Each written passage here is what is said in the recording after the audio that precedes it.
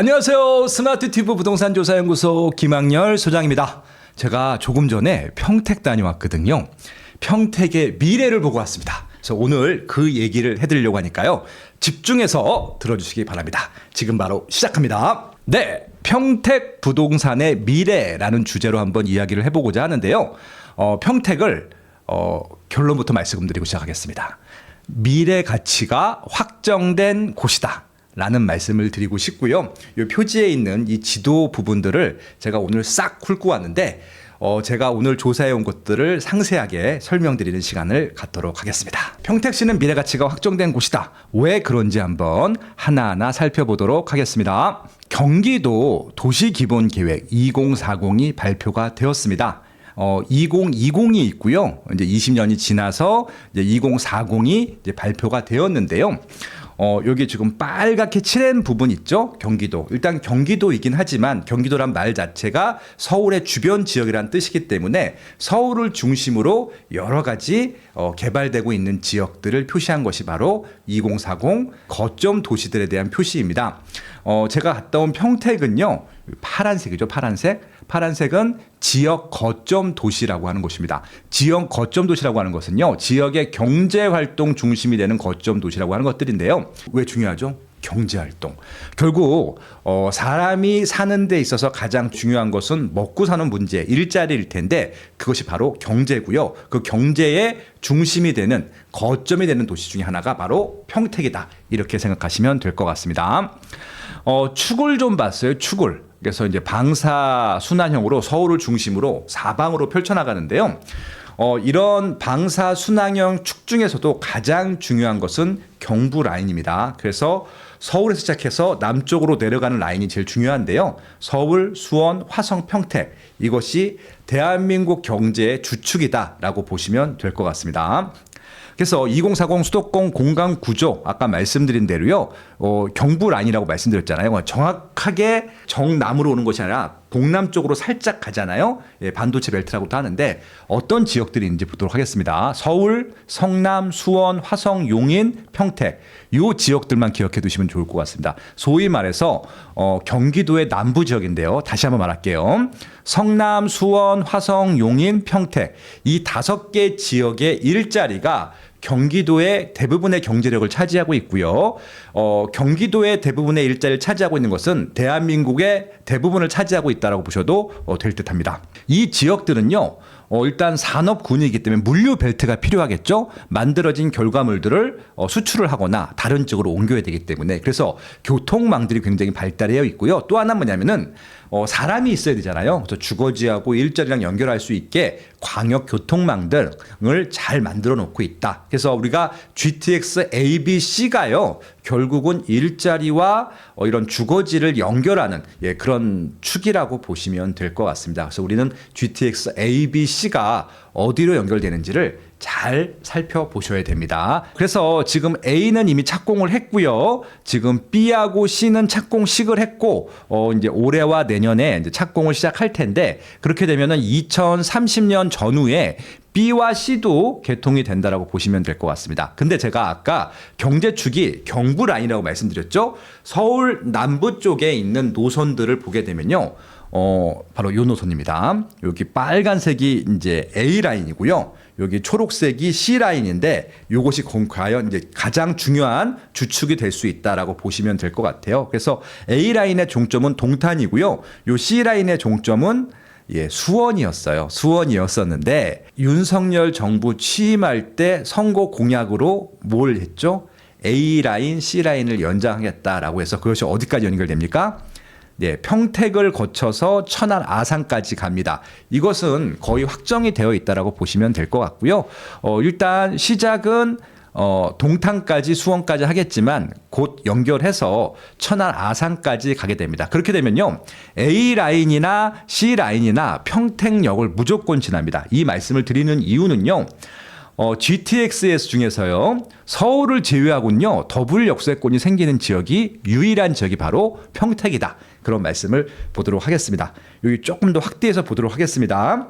여기 초록색이 C고 빨간색이 이제 A인데 결국은 이것이 평택에서 만나서 천안 아산까지 간다. 그러면은 서울부터 시작한 산업 벨트가 천안 아산까지, 결국 천안 아산까지는 수도권이라고 보시면 될 것 같고요. 경기도의 끝지역인 줄 알았던 평택시는 이제 중간 입지가 되는 겁니다. 그렇게 이해하시면 될 것 같고요. 그래서 실제적으로 경기도 면적, 인구, 사회 간접 자본 등이 투자한 것들을 보게 되면요. 경기도 북부랑 남구를 되게 되면요. 북부의 인구는 360만, 남부는 1000만이 넘죠. 그렇죠? 그리고 투자 예산, 자체 예산도 북부는 한 6,900억 정도일 텐데요. 남부는 무려 2조 7천억입니다. 그러니까 결국 남부의 제가 경제권이 대부분 차지하고 있다는 게 바로 이런 증명하는 그런 수치들이고요. 그래서 신성장 산업 벨트, 청담 산업 이런 것들을 보셔야 되는데 아까 말씀드린 대로 두 가지 줄로 내려온다고 말씀을 드렸어요. 그래서 아까 말씀드린 대로 평택에서 만나게 됩니다. 그리고 평택은 경제자유구역으로 지정돼서 평택항이 있잖아요. 자유롭게 수출입이 가능한 지역이기 때문에 생산도 가능하고 수출도 가능한 거의 유일무이한 경기도의 입지라고 보시면 될 것 같습니다. 그래서 다양한 이런 첨단 산업 벨트들이 함께 개발되고 있다. 일자리 천국이다. 이렇게 좀 이해하시면 될 듯합니다. 경기도를 여러 가지 생활권으로 나눠봤는데요. 아까 말씀드린 평택은요, 구생활권입니다. 여기 보면은 신산업 혁신 및 경제권 활성화, 철도역 위주의 중심지 육성과 지역 간의 연계 강화, 택지개발지구 도시성장관리 체계를 마련하고 있고, 평택 용인의 첨단 산업 거점으로 한 ICT 스마트 벨트를 구축하고요. 서해안을 따라서 국제물류예요. 그러니까 항이 있다는 얘기죠. 첨단 산업벨트 구축한다. 어찌 보면은 지금 9개 생활권이 있는데 제일 화려한 곳이 구생활권입니다. 평택이 그중에 중심이고요. 서울에서 연결되는 것들이 수원, 동탄, 이 고도계열이죠. 평택이죠. 그렇게 연결되고 있다. 그래서 천안 아산까지 간다. 그것들을 다시 한번 보여주는 자리입니다. 그러면은 일단은 왜 우리가 일자리에 주목해야 되느냐, 일자리가 많은지를 어떻게 알 수 있느냐. 맨 왼쪽에 있는 게 시도 단위인데요. 17개 시도에서는 경기도가 일자리가 제일 많고요. 그리고 227개 시군구 중에서는요, 강남구가 제일 많은데 아까 말씀드린 경기 남부예요. 화성이 있고요. 또 뭐가 있죠? 평택이 있습니다. 이게 무슨 얘기냐면은 실질적으로 화성은 강남구 일자리를 따라가고 있고요. 평택시는 이제 서초구나 영등포구 일자리를 역전할 것 같아요. 계속 일자리 숫자가 증가하고 있으니까. 그래서 화성과 평택의 일자리 벨트들을 주목해야 된다는 말씀도 좀 드려보도록 하겠습니다. 상고적으로 이제 평택시의 한 면적이 어느 정도 되는지만 좀 말씀을 드리고 싶은데요. 지금 이제 서울시가 한 600제곱킬로미터 정도 돼요. 그러면은 지금 화성시하고 용인시 정도 사이쯤에 있는 것들인데, 그래서 서울보다는 조금 작고요. 그리고 이제 양주나 광주보다는 조금 큰 정도라고 보시면 될 듯합니다. 그래서 아까 말씀드린 경기도를 좀 나눴는데 평택은 밑에 안성과 같은 생활권을 유지하고 있어요. 이게 지금 보여드린 이유 중에 하나가 어떤 걸 알려드리고 싶은 거냐면요.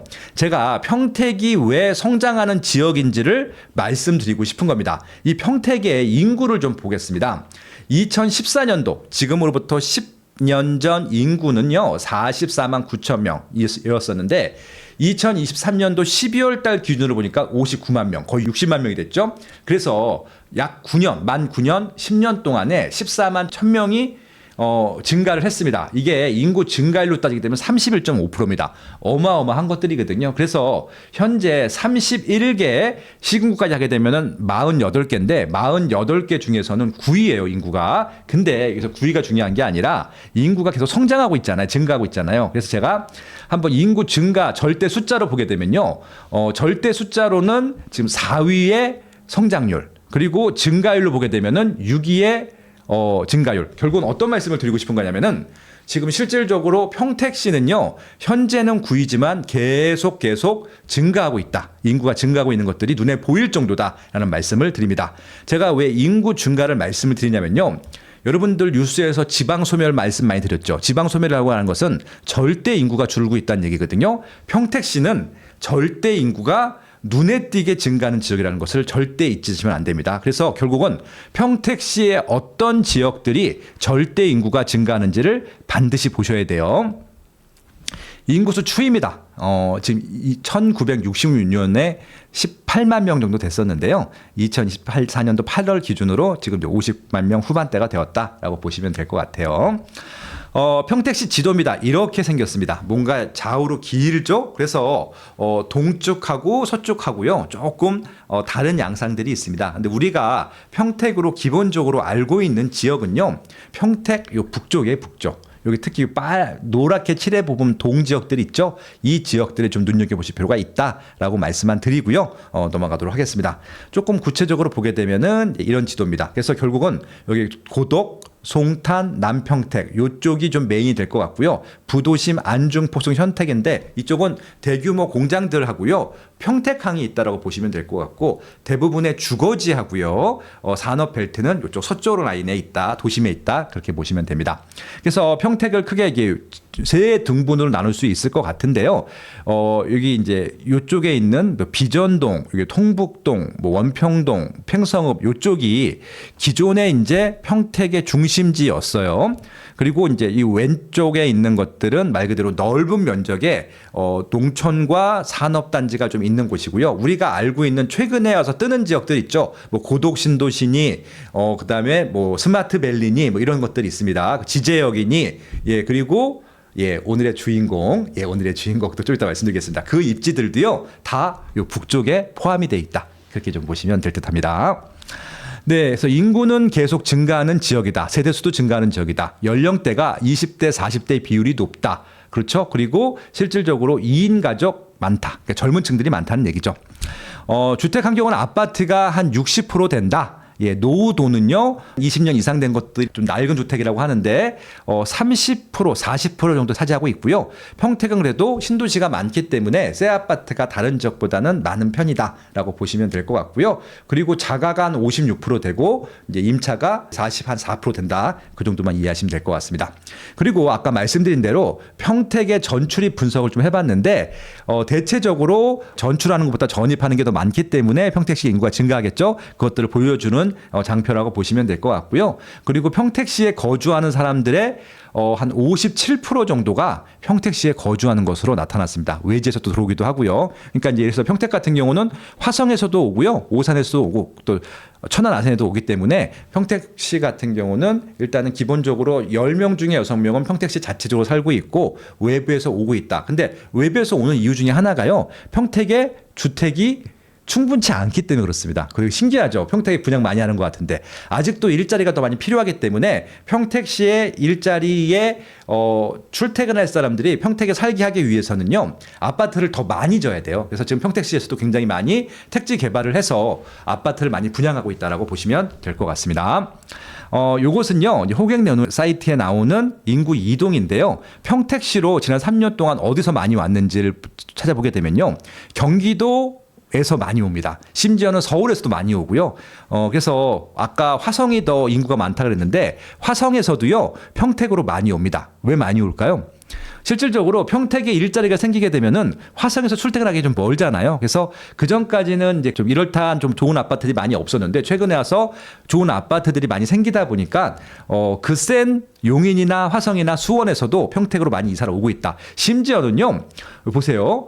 창원하고 거제에서도 평택으로 많이 오고 있죠. 이게 어떤 의미인 줄 아세요?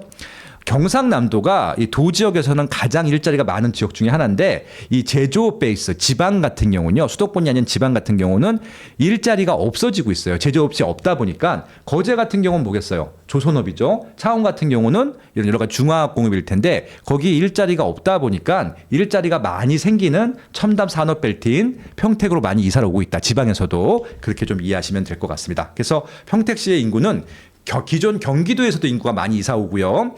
지금 비수도권 지역에서도 많이 이사를 오는 지역이다. 그렇게 좀 이해하시면 될 것 같습니다. 그래서 놓치면 안 될 부동산 오늘 주제일 텐데 절대 수요지. 절대 수요라는 게 어떤 거죠? 고정 수요도 많고 또 유입되는 수요도 많은 그런 곳이 바로 절대 수요지라고 보시면 될 것 같습니다.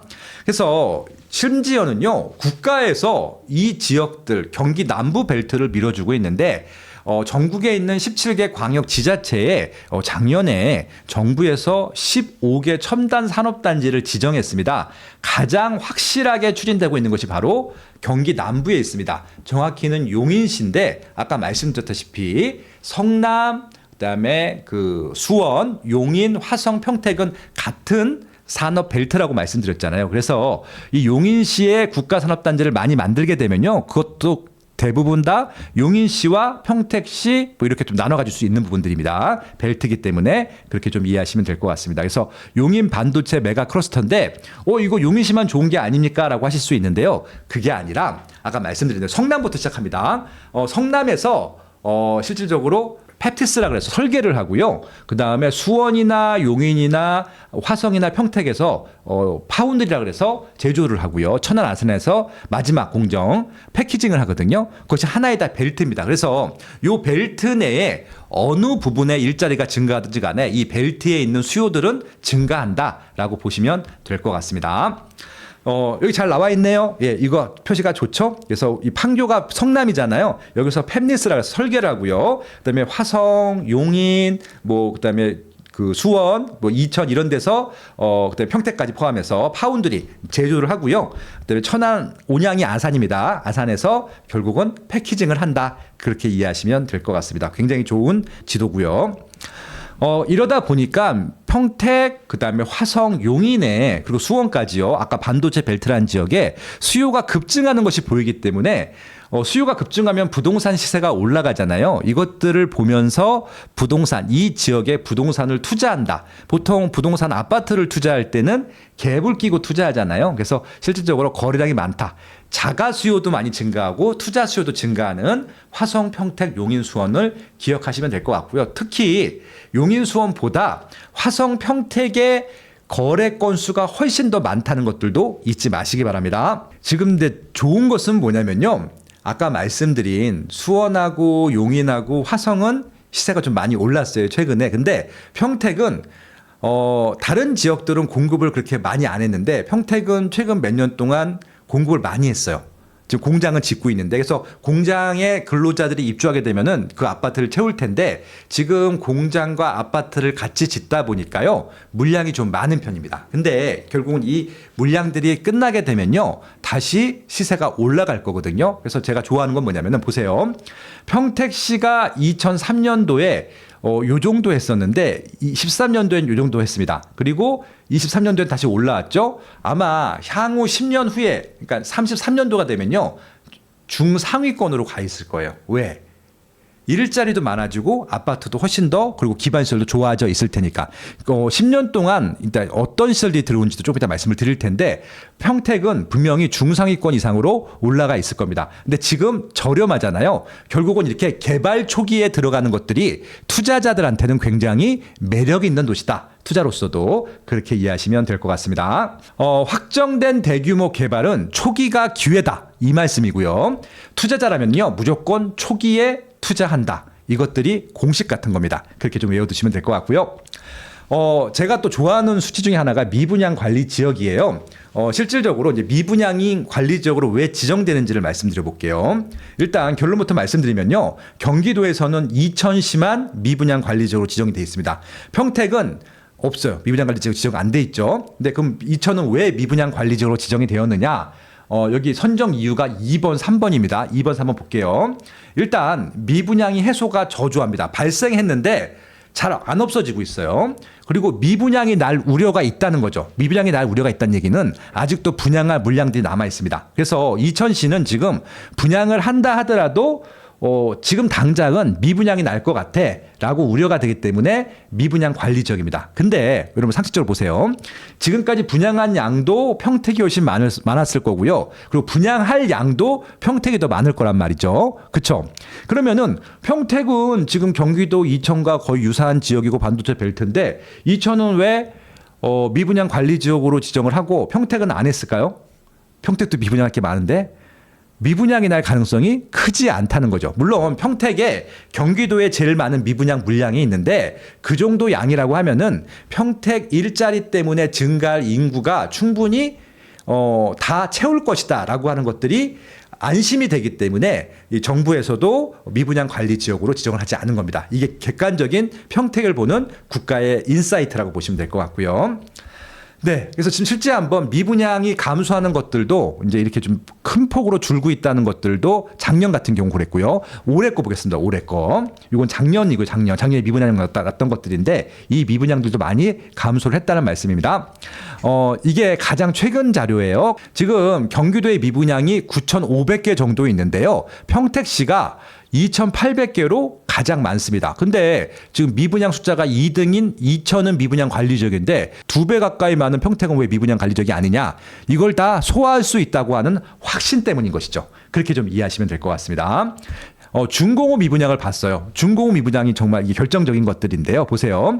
지금 평택시는 2,800개의 미분양이 있지만 지금 공사를 하고 있는 겁니다. 근데 준공업 미분양은 악성 미분양이죠. 입주를 했는데도 미분양이 있느냐라고 했을 때 평택이 어디 있죠? 여기 있습니다. 한 세대도 없죠. 무슨 말씀인지 아시겠죠? 평택은 초반에 미분양이 발생할지 모르겠지만 입주하기 전까지는 다 미분양이 해소가 돼요. 기가 막히죠. 예, 그렇게 좀 이해하시면 될 것 같습니다. 오히려 지금 김포나 양주나 남양주 같은 경우는 심지어는 화성까지도 악성 미분양이 있는데 평택은 악성 미분양이 단 한 세대도 없다라고 보시면 될 것 같습니다. 굉장히 중요한 포인트고요. 실질적으로 미분양 난 것들을 좀 파악을 해봤는데 화양지구가 대부분이에요. 예, 화양지구가 대부분이었다라고 보시면 될 것 같습니다. 평택시 한 장 지도인데요. 이건 제가 한번 제 나름대로 평택시를 한번 구분 지어봤어요.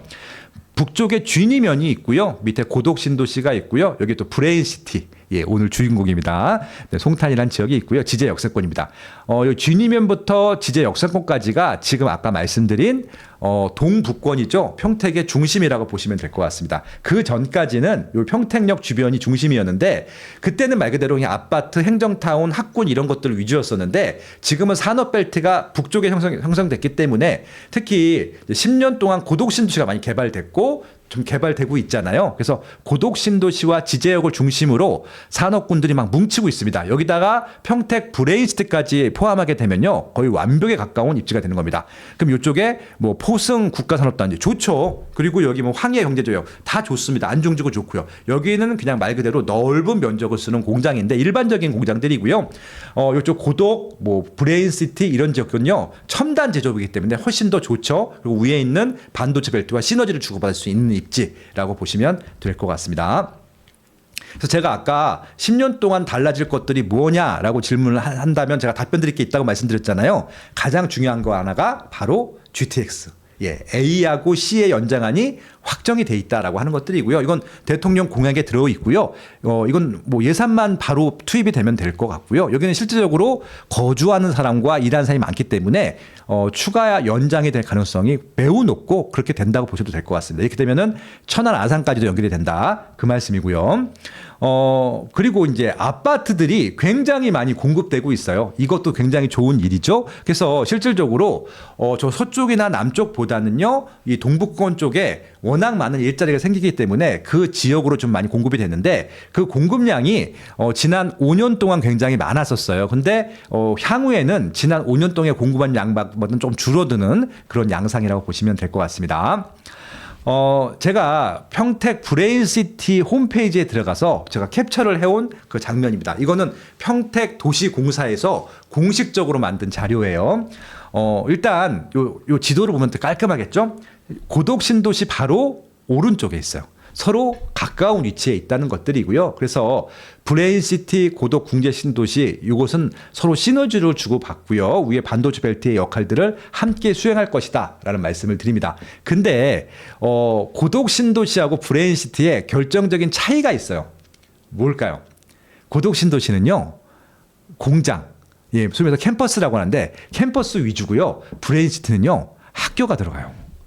이런 첨단 제조업을 이끄는 대표적인 학교가 어디죠? 카이스트. 예, 카이스트가 들어옵니다. 예, 일단 그 말씀 좀 이따 다시 드릴 때 예정일 텐데 아무튼 평택 브레인시티는 어찌 보면 고독신도시보다 한 단계 업그레이드된 어찌 보면은 정말 산업 벨트고 주거 벨트가 될 것이다 라는 말씀을 좀 드려보고 싶습니다. 그래서 여기는요 교통 네트워크, 기업 네트워크, 복합 네트워크를 함께 만든다 그렇게 좀 이해하시면 될 것 같고요. 그래서 기업들이 꿈을 펼치는 한국형 실리콘밸리, 그러니까 이제 미국의 캘리포니아 가면은 산업 벨트들이 있잖아요. 실리콘밸리라든지 캘리포니아 이쪽으로 가면 굉장히 땅값도 비싸고 주거도 인기가 많고 일자리가 많은데 아마 한국에서 그런 실리콘밸리가 된다고 하면은 아마 평택이 될 가능성이 높다. 그렇게 좀 이해하시면 될 것 같습니다. 토지 이용 계획인데요. 제가 이제 이 브레인시티를 좋아하는 이유 중에 하나가 바로 이런 것들인데 아파트만 들어오면요. 뭐가 되죠? 배드타운이 됩니다. 그렇죠. 그래서 저는 항상 이런 신도시 개발할 때는 배드타운인지 아니면 산업이 함께 들어오는지 반드시 따져보는데 그렇게 하기 위해서는 토지 이용 계획을 봐야 돼요. 딱 두 가지만 체크하겠습니다.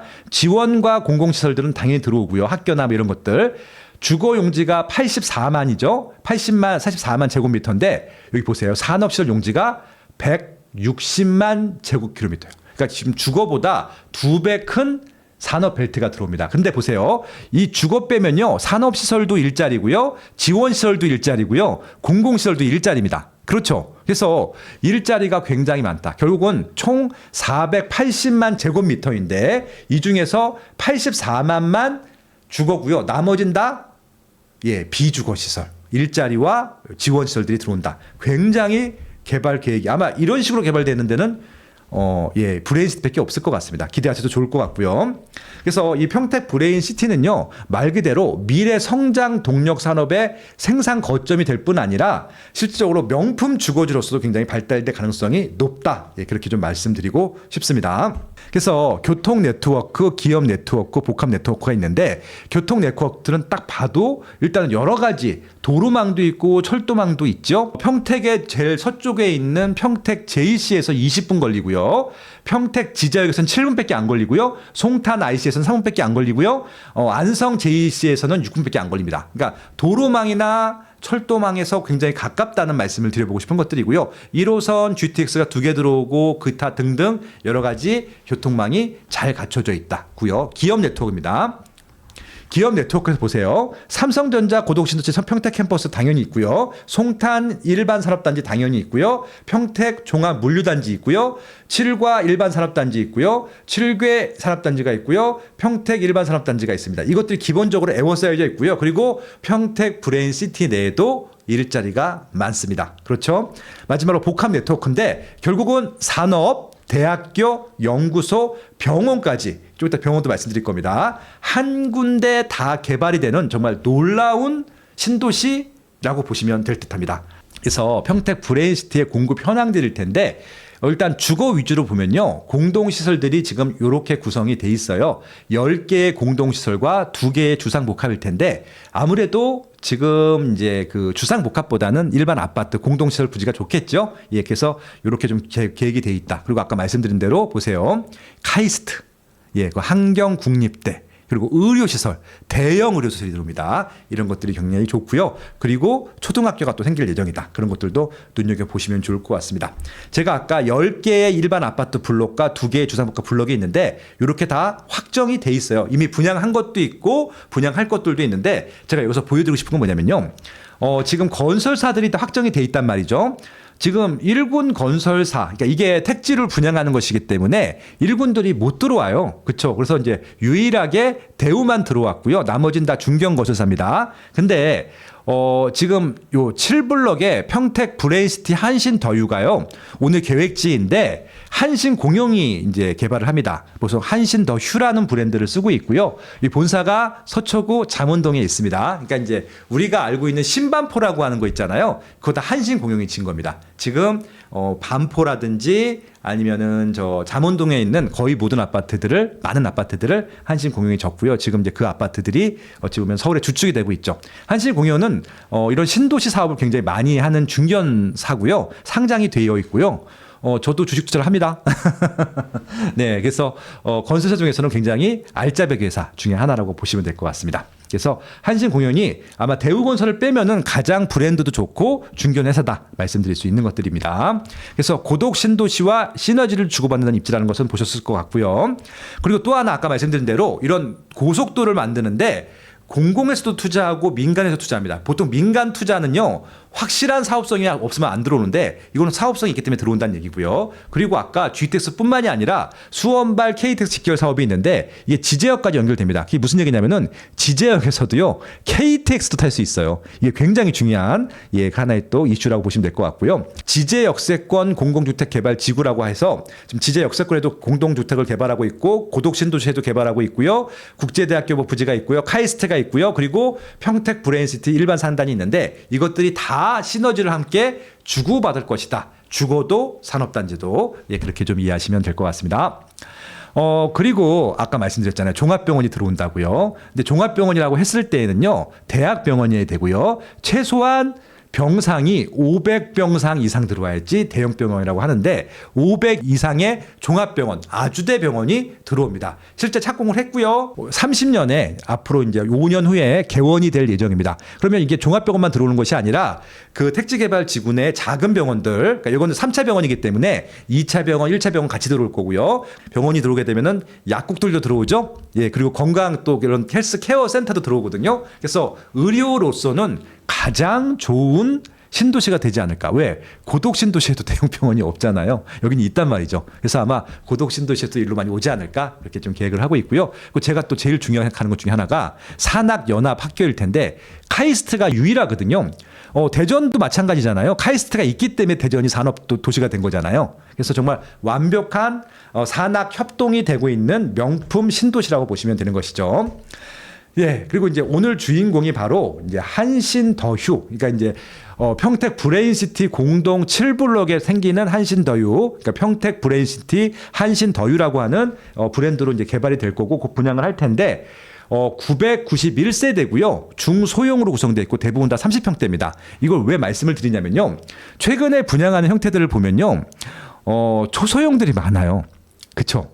근데 신도시에서는 무조건 30평대가 제일 인기가 많고요. 그 다음 인기 많은 게 20평대입니다. 대형도 인기가 없거든요. 근데 여기는 딱 신도시에 필요한 스펙으로 30평대, 20평대, 그러니까 5구와 8사만 들어갑니다. 굉장히 좋은 평형 구성으로 들어간다라는 말씀을 좀 드려보고 싶은 것들이고요. 그리고 아까 말씀드린 대로 앞에 학교가 있고요. 뒤에 병원이 있습니다. 거의 완벽해. 그래서 이거는요. 뒤에 병원이 있고 앞에 학교가 있으니까 학자녀 연령에 있는 세대들도 좋아하고요. 은퇴하신 병원을 자주 가는 은퇴자들도 좋아하는 정말 굉장히 좀 꼭 먹고 알 먹고 일석삼조의 단지라고 보시면 될 것 같습니다. 그래서 이 지역의 한번 시세들을 봐야 될 거잖아요. 그래서 이 정도면은 굉장히 비쌀 것 같은데 어느 정도 할지도 한번 예측을 해보도록 하겠습니다. 지금 평택에서 제일 비싼 지역은 고독 신도시 그리고 지제역 부분이잖아요. 그래서 고독 국제도시하고 이 지제역 주변에 아파트 시세를 좀 보도록 하겠습니다. 평당가가 지금 2천만 원대 전후가 형성이 돼 있어요. 그렇죠? 고동 신도시 같은 경우는 지금 2천만 원대가 대부분 넘어갔고요. 그리고 지제역 주변도 대부분 다 2천만 원대가 넘어갔습니다. 그래서 2,500만 원까지 계속 올라가겠죠. 그래서 지금 지제역과 고독 국제도시는 2천만 원대 시세가 형성되어 있다. 물론 비싼 아파트들이겠지만 그렇게 좀 이해를 하시면은 평택 브레인시티의 아파트 시세가 어느 정도가 적정한지 아실 수 있지 않을까 그렇게 좀 말씀을 드립니다. 그래서 이제 최근에 평택 브레인시티에서 분양을 한 것들을 좀 봤어요.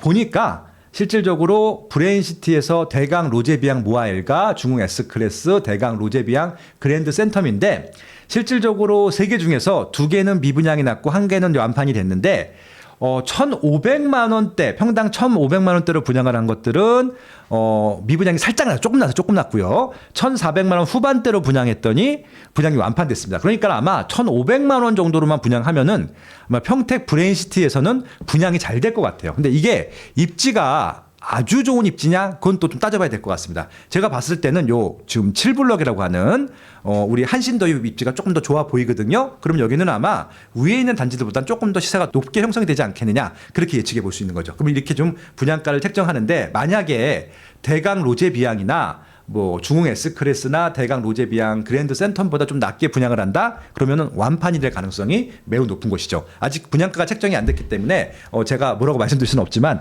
그렇게 좀 예상하시고 들어가시면 될 것 같아요. 정리를 한번 해보도록 하겠습니다.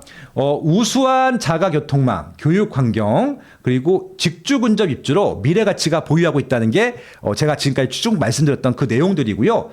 이것들을 어떻게 할 수 있냐? 교통이 지금도 좋은데 더 좋아지고 있다는 것들, 교육 환경도 초등학교를 갖고 있고 유치원도 이제 단지 내에 있잖아요. 이런 것도 굉장히 중요하다는 말씀을 드리고 싶은 것들이고, 아마 주변에 상업시설 들어오게 되면은 학원가가 100% 들어올 것 같다 말씀을 드립니다. 그리고 자세히 보시면 아시겠지만 요 산업벨트에서는 쾌적성이 되게 중요한데 요 사이트 주변에 공원들이 계속 개발이 됩니다. 병원과 공원 그리고 학교 거의 완벽에 가깝지 않습니까? 네, 그런 부분들이 있고요. 그래서 실질적으로 주변 환경 입지는 인프라는 굉장히 우수하다, 그렇게 좀 말씀을 드려보도록 하겠습니다. 예, 정리합니다.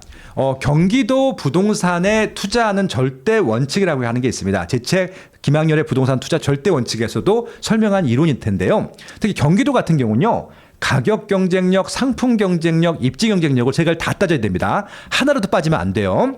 가격 경쟁력은요, 내가 과연 미래에 이 분양가로 살 수 있을까? 이 분양가가 싸다고 생각하면은 무조건 매수합니다. 내 집 마련은 당연하고요. 투자 같은 경우는 더 그렇게 해야 되고요. 두 번째, 상품 경쟁력일 텐데 이것은 대단지이면일수록 좋고요. 경기도에서는. 그리고 새 아파트일수록 좋습니다. 왜냐하면은 새 아파트는 기존 주변에 있는 구축에서도 이사를 오거든요. 분양받으시는 분들 외에도. 그래서 새 아파트여야 되는데 이것들이 대단지여야 된다는 말씀을 드리고 싶은 것들이고요. 세 번째, 제일 중요한 것이 있을 텐데 입지 경쟁력입니다. 수요가 줄면 안 돼요. 수요가 증가한다. 기본적으로 인구가 증가하고 일자리가 증가해야 수요가 증가하는 입지일 텐데 오늘 설명드린 평택 브레인시티는 확실하게 인구와 일자리가 증가하는 곳이기 때문에 이것들은 보장된 입지다. 미래 가치가 보장된 입지다. 그렇게 좀 말씀드릴 수 있을 듯합니다. 예, 다 했습니다. 마무리입니다. 평택의 확정된 미래 가치 뭘까요?